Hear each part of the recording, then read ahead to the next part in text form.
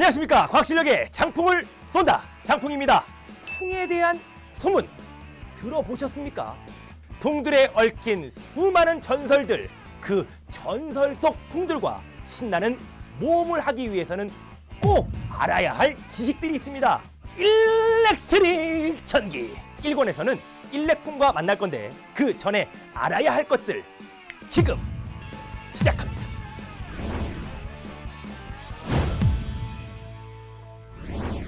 에너지. 우리가 과학에서 말하는 에너지에 대한 정의는 바로 일을 할 수 있는 능력을 얘기합니다. 자, 우리 주변에 많은 에너지들이 있습니다. 예를 들어서 우리가 어떤 음식을 만들 때 사용하는 에너지, 열에너지. 또한 난방을 우리가 활용하기 위해서 사용하는 에너지, 열에너지가 있지요. 우리 주변에서 가장 흔하게 그리고 여러분들이 가장 소중하게 사용하고 있는 에너지 중에 하나가 바로 무엇입니까? 전기 에너지죠. 스마트폰을 충전해야 되고 여러분 막 이런 탭 같은 것도 봐야 되고 패드도 봐야 되고 하잖아. 가장 많이 손쉽게 사용할 수 있는 에너지가 바로 전기 에너지라는 건데 우리가 이 전기 에너지를 한번 이해해 보려고 합니다.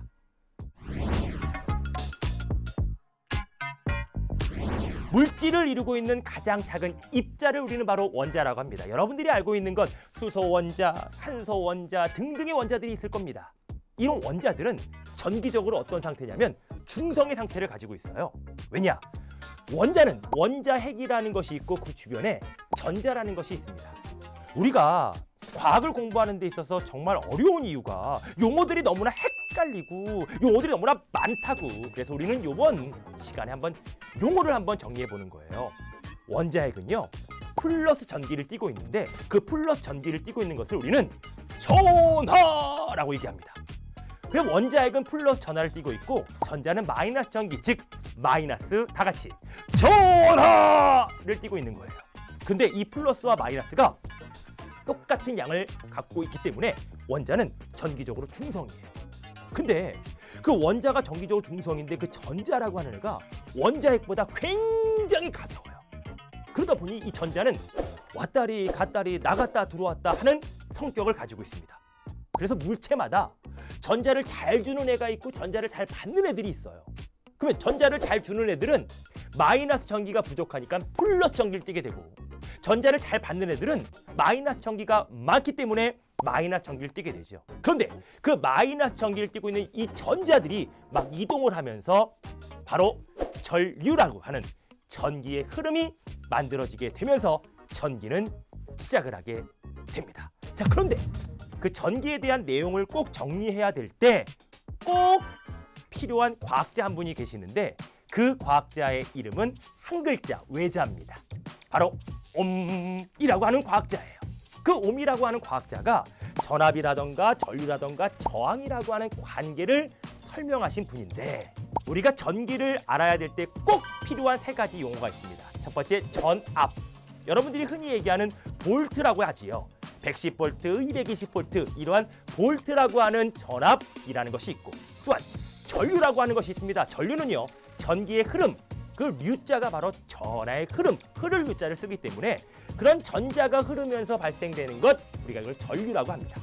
또한 전선에서 그 안에 있는 원자들이 막 이렇게 배열되면서 전자의 흐름을 막 방해를 하는데 그 방해하는 정도를 우리는 저항이라고 해요.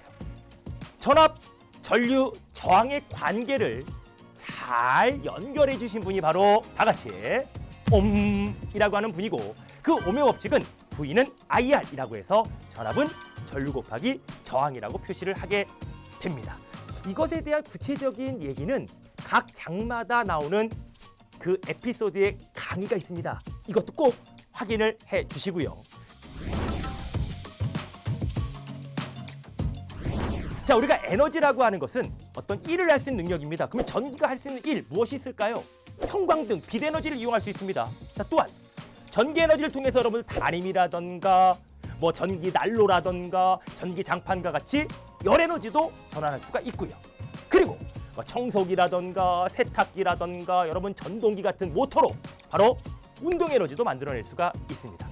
그래서 우리는 그 전기 에너지를 굉장히 잘 활용하고 있는데 그 전기 에너지가 손쉽게 사용할 수도 있지만 전기 에너지가 굉장히 무서운 면도 있지요. 왜?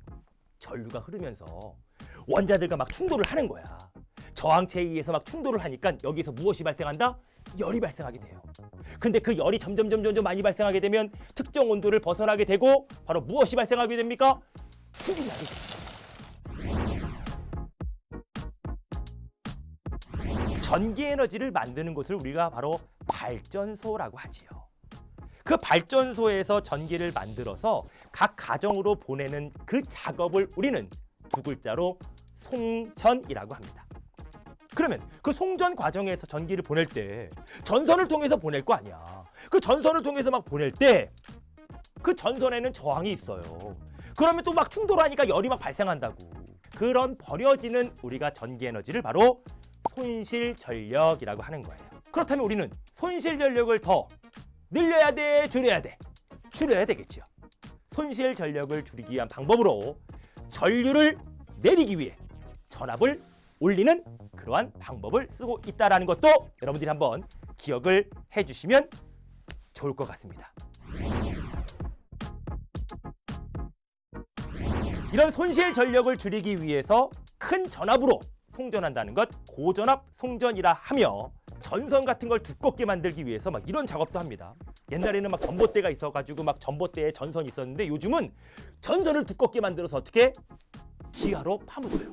우리가 이러한 것을 전선 지중화라고도 얘기를 하게 되지요.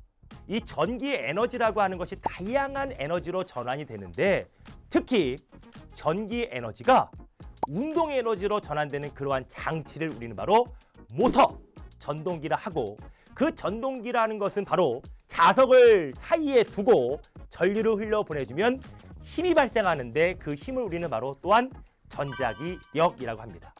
우리가 전기를 배우는데 전압이니 전류니 저항이니 이름도 다 그냥 비슷비슷해가지고 막 굉장히 헷갈리지만 과학 풍탁지 1권을 잘 이해하기 위해서는 이런 용어들의 디테일함을 여러분들이 잘 캐치하면 훨씬 더 재미가 있을 것입니다.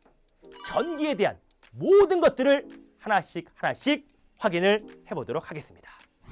자, 우리 초등풍만이들 이제 일렉품을 만날 준비가 되셨습니까? 장풍쌤의 과학 풍딱지 많은 사랑 부탁드려요. 풍만이들 forever.